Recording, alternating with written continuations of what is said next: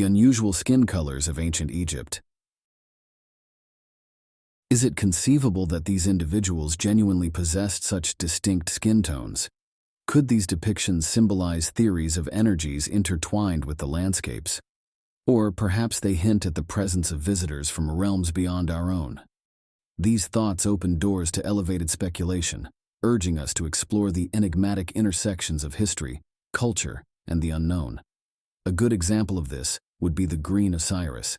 The color green was closely associated with fertility, rebirth, and regeneration in ancient Egyptian culture. It was also linked to the annual flooding of the River Nile, which deposited nutrient-rich silt onto the land, ensuring the fertility of the soil and the success of agricultural endeavors. Additionally, Osiris was closely connected with the concept of resurrection and eternal life, as he was believed to have been resurrected after his death by his wife Isis. The vibrant hue of green, emblematic of growth and rejuvenation, served to emphasize Osiris's significance as a god intertwined with the realms of the afterlife and the assurance of everlasting life. Manifesting his divine presence on earth, Osiris assumed the mantle of the inaugural pharaoh, imparting invaluable knowledge to his subjects. He enlightened them on the cultivation of essential crops, such as corn, the craft of winemaking sourced from grapes, and the art of bread and beer production derived from wheat.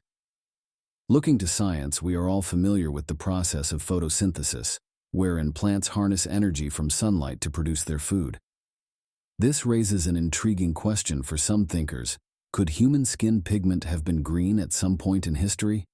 In contemporary society, human skin comes in a spectrum of colors, ranging from pale albino to deep brownish black, with various shades in between such as off-yellow or light orangey red.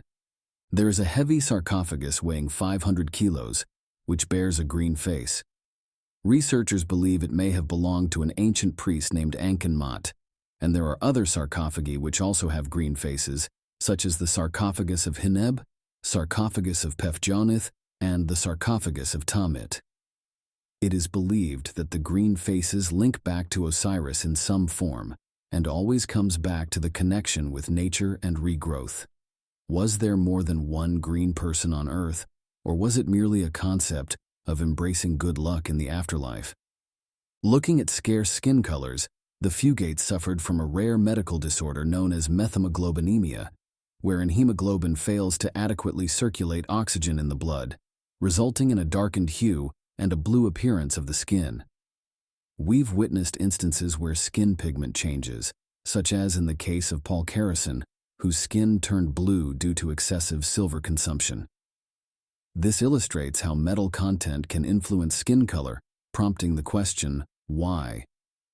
It's theorized that in the past, human diets may have contained a more balanced array of minerals like copper and magnesium, whereas today, iron tends to dominate, potentially leading to a rusting effect in the body, largely comprised of water. Given this perspective, the notion of green skin doesn't seem entirely implausible. Skin can also turn green when it comes into contact with metals containing copper. This includes metals like 14K gold, 18K gold, sterling silver, brass, bronze, or pewter.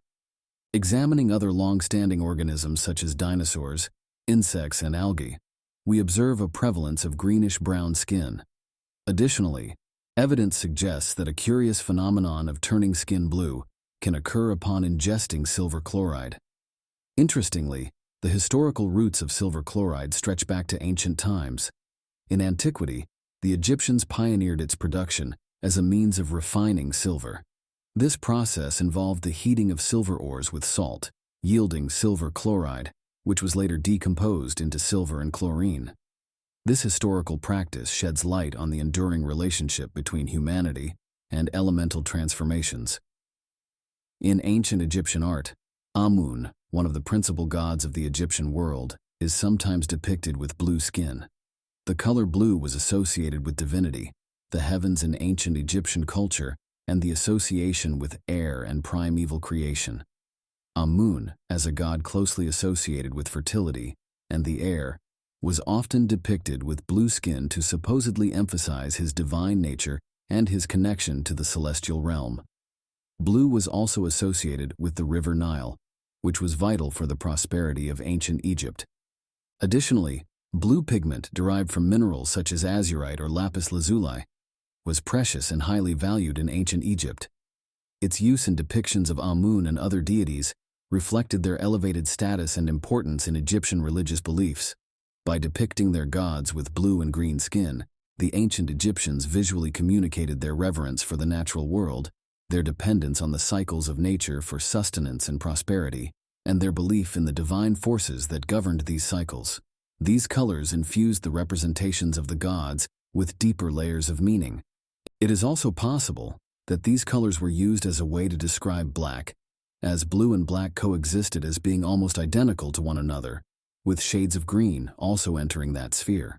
Exploring diverse perspectives, analyzing various artifacts, and remaining receptive to new discoveries are pivotal in our quest for understanding the complexities of the past.